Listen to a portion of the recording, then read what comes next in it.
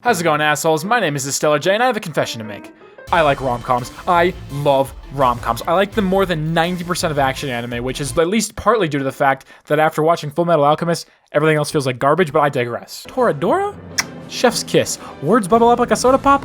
Fuck yes. Dress up, darling? More like dress me up however you want. Do whatever you want to me. You know what I'm saying, boys? Leave a like. And Kaguya? You know how we feel about Kaguya around here. Play the clip. You will always be my queen. And then last year, a new challenger appeared and attempted to join the ranks of the good rom-coms. And she can't even fucking talk.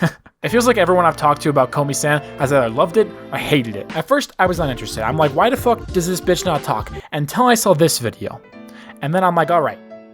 Maybe she doesn't need to talk. Wait, what the fuck? How do they allow this on YouTube? Anyways, I was so suspicious. You gotta realize that the second you throw your hat into the romance anime circle, you are looking the world in the face and saying, yo, what's up, assholes? I can be as good as your name, as the silent voice, as Kaguya, as your line in April. It's not an easy mountain to climb. The bar is set ridiculously high, and Komi-san actually turned out to be a fucking gem. This show is crazy good, people. First off, the comedy. I've gotten asked by a lot of friends if learning Japanese was worth it, and you know, sometimes I wonder if I've been wasting my time. I really only wanted enough Japanese to be able to go on a vacation in Japan, and I'm well past that point by now. Working for a Japanese company sounds like actual torture, and I think I'd rather shoot myself than ever send a fucking fax.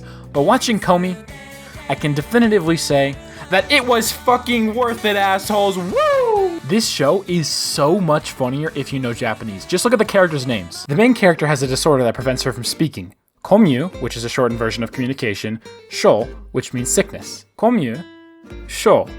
Komyu Sho. And her name is Komi Shoko. Komyu Sho?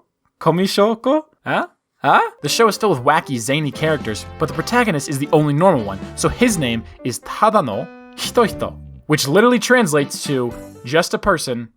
Najimi's name literally means childhood friend. This guy's name is Narcissus. It's so fucking clever, and it makes me smile every time they introduce someone new. I feel personally called out by Tadano as a character. Why does he react exactly like me in basically every single social situation he's thrust into? How long have you been watching me, Japan? I'm on to you, assholes. The first season turned out to be really surprisingly good. Surely it will have no competition when it continues in the fall.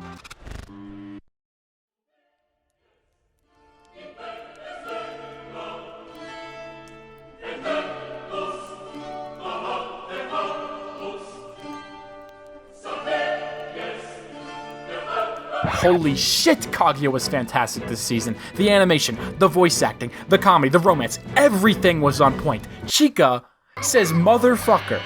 Like, come on, that's how you know you're watching a good show. And the ending.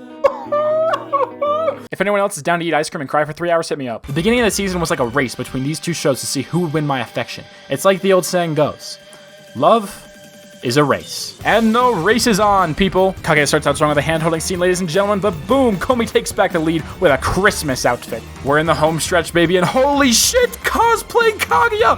Ramen King episodes? This one single frame of animation, it looks like Kaguya's gonna win this for sure, ladies and gentlemen. Don't cut Komi out yet, people. Holy shit, what a comeback. Hand-holding, confession, shoulder pillow. It's neck and neck, people, with only 3 episodes to go. And oh no! No, Komi-san is down. Komi is down. What a wipeout. Komi was doing so well. I loved the Christmas arc. I loved the school trip arc, especially the scene where the buff dudes start flexing. And then all of a sudden, the next episode rolls around and the animation quality has dropped into the fucking Marianas Trench. It wasn't even like a slow decline or anything. We went from this to this in 1 episode.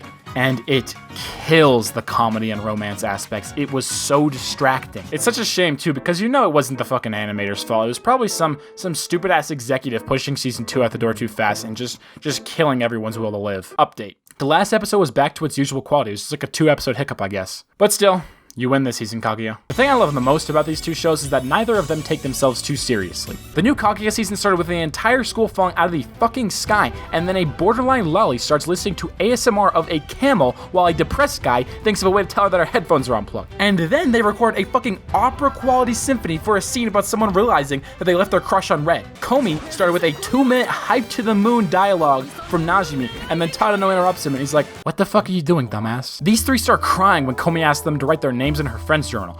Yamai does this. Ladies and gentlemen, it appears that Japan has discovered satire. Komi and Kaguya, satirizing anime tropes one waifu at a time. Their approaches to romance are also similar. Neither of these shows feel compelled to rush things. Most shows either have sudden, out-of-the-blue confessions or constant teases that will never come to fruition, designed only to torture the souls and tarnish the minds of the poor bastards who take the time to read or watch them. Hint fucking hint. Kaguya and Komi take a lot of small but impactful steps that may not seem important at first, but these couples are much more close. Just read the fucking script. It can't be that fucking hard. Kaguya and Komi take a lot of small but impactful steps that may not seem important at the time, but these couples are much closer now than at the beginning of the shows, and I can't wait to see how they end.